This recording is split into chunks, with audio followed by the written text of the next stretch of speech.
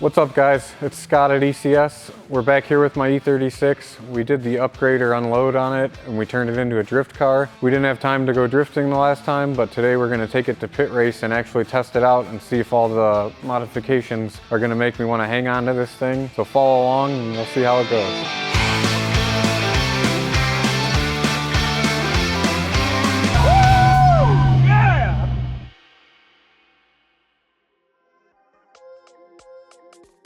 A lot of BMWs out there.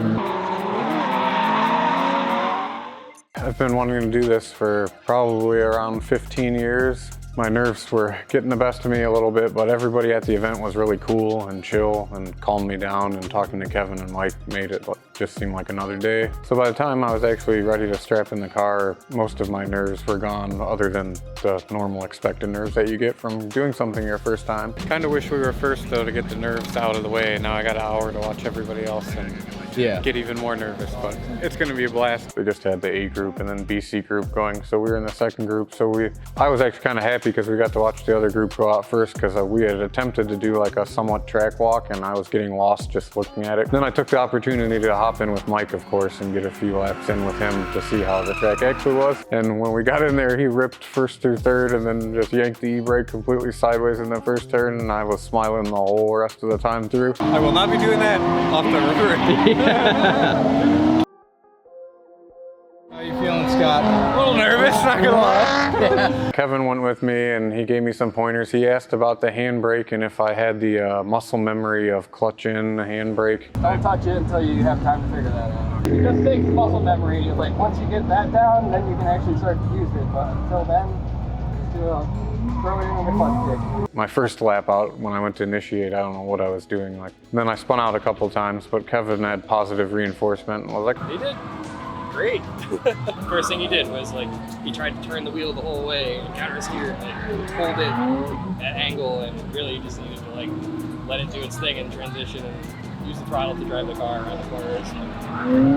First time out, I mean, that's really good. Which was my best advice that he gave me. And that's what I tried to work on the rest of the event, and I believe every lap I got better and better at letting the car go where it was going without touching the steering wheel and controlling it with the throttle. Really fun and enjoyable.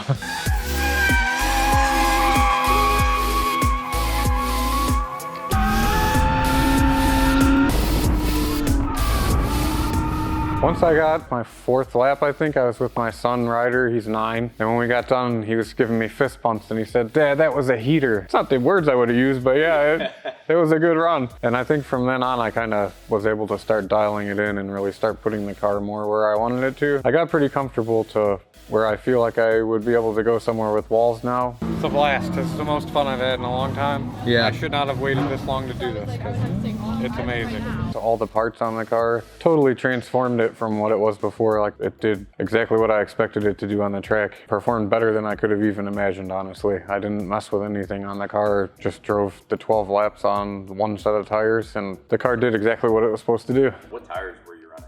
They're the Nexen Infera SU1s. I got 12 laps out of one set of tires, so I can't complain. I mean, there's not even cords hanging out. I probably could have got a few more laps, but I didn't want to push it, and I didn't really notice any grip fading until the last couple laps. Then it started feeling like the car had a lot more horsepower, and that's how Mike told me I'd know that my tires were shot. You notice it getting slicker? Yep. Yeah. Like at the end when you let out, it just keeps sliding and sliding. Yep, and then it feels like it's got twice as much power. Yes. Whoa. Yeah, exactly. The last run was definitely my best run. Nice. Sweet. Yeah, crank a little more positive camber in it. Whether you just count flats on it now, that'll get you pretty close. Okay. Use the whole tire. You'll notice a little bit more forward bite out of it that way. What modifications do you feel like were the most important that we did that really helped the car handle well? All the bushings and suspension, and then a welded diff, obviously. The car's way stiffer than it was before and has no body roll, so it's way easier to get it to slide. Then also the angle kit, because I mean, it was kind of cheating to have an angle kit my first event, but being able to save yourself when you're going a little too far really helped out. And I'm trying to progress as quickly as possible, so I wanted every advantage that I had going in, which is why I did the research and talked to the right people. I feel like I put the right stuff together, and we built a heck of a car for our first seat time big-time fun drift car. Would you say that all the upgrades are going to make you want to keep it? I 100% want to keep this car. Hopefully that's how everything goes and I'm able to keep it. For right now, I'm going to definitely get seat time in it and drive the snot out of it. I definitely wouldn't have been able to progress as quickly without all the parts, and none of this would have been possible without any of the sponsors.